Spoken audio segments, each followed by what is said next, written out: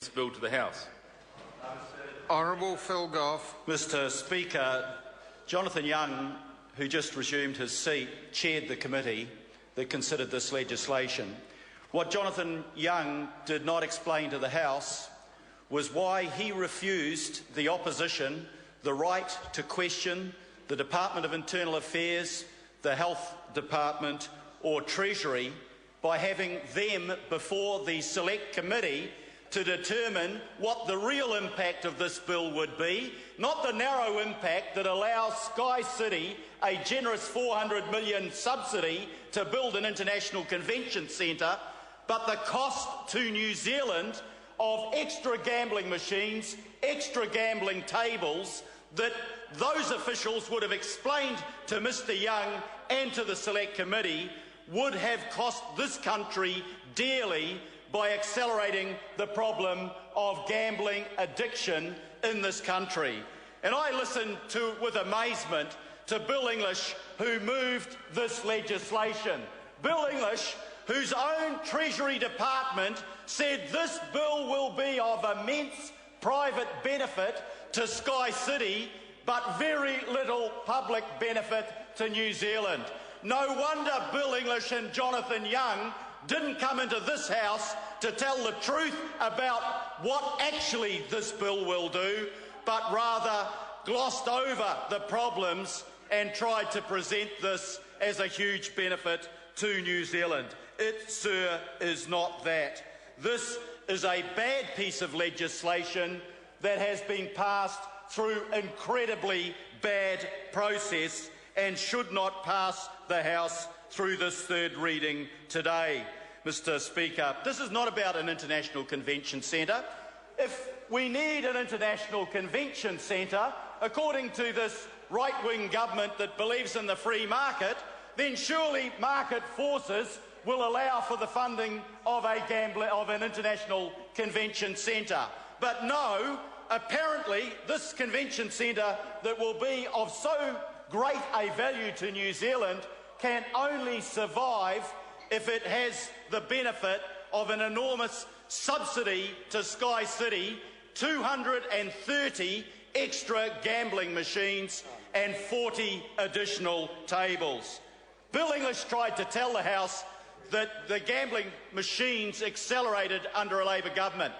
I want Mr English to look back at the provisions of the 2003 Gambling Act, because that Act caused a turnaround in the otherwise growth of gambling machines and gambling tables by setting a policy whereby the number of gambling machines would reduce, as they did from a peak of 23,000 before that Act to around 14,000 today. The Gambling Act was about harm minimisation. The reason why this bill is a standalone piece of legislation and not an amendment to the Gambling Act is because this bill contradicts the very essence of the Gambling Act, which is to minimise harm.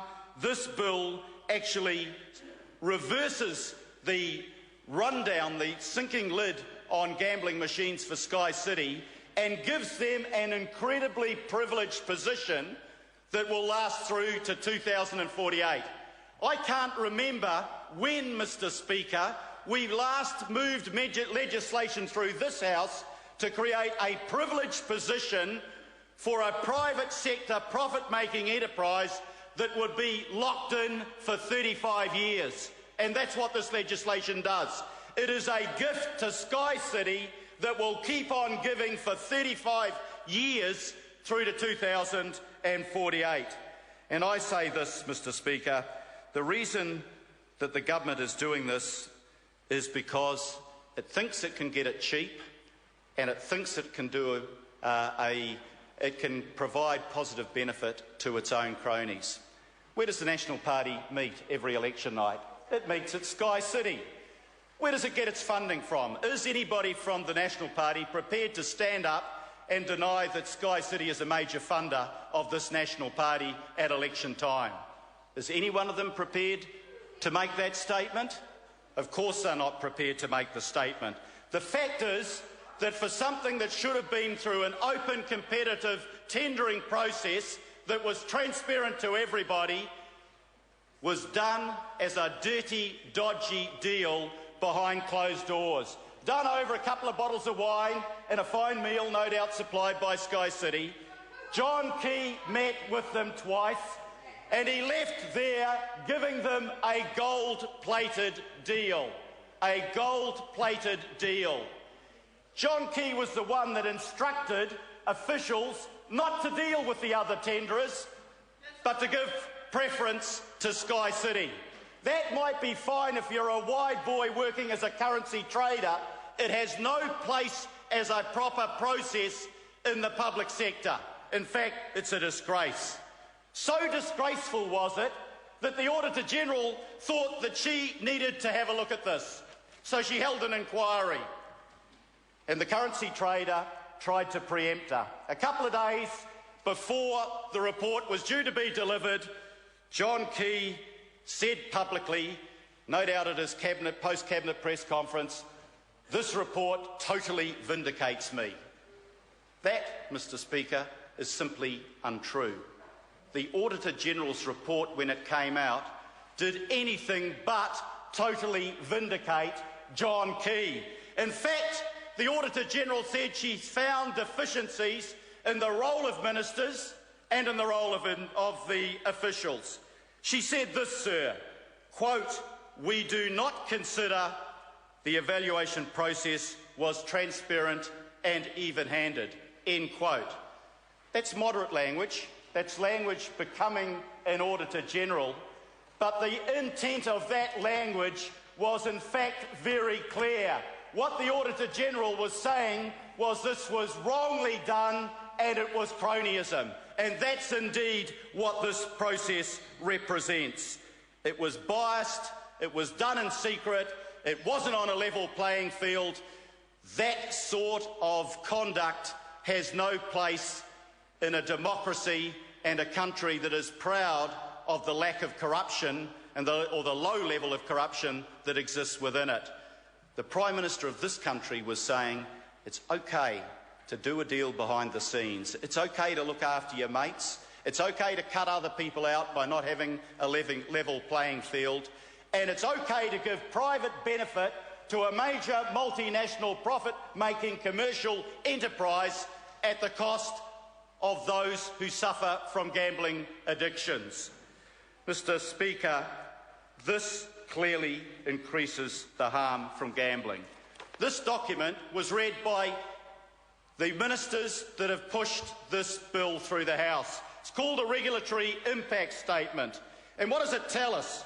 It says most of the money spent on gambling in New Zealand is spent on gaming machines, and substantial proportions of it by people who play machines frequently. New Zealand studies have found that gaming machines are associated with harm more often than any other form of gambling. Quote, unquote. The government, in passing this legislation, was told by its own officials that they were actually promoting the most damaging form of gambling there is in this country. And there isn't a member in this House that hasn't gone and watched those poor, unfortunate people who bend over those machines for hours at a time. They don't move them, they feed the money to them, they suffer from gambling addiction.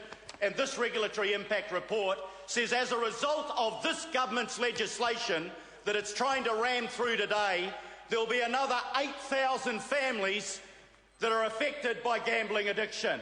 6,500 of them will be children. People like a woman in my electorate that goes down and spends her benefit on the gambling machines. This will feed the problem that she and thousands of others suffer, and that government will come back and blame that woman, take away a benefit, further punish her kids, when actually it's supporting the cause of the harm in the first place. And that, sir, is intolerable. I want to say that this bill is dodgy.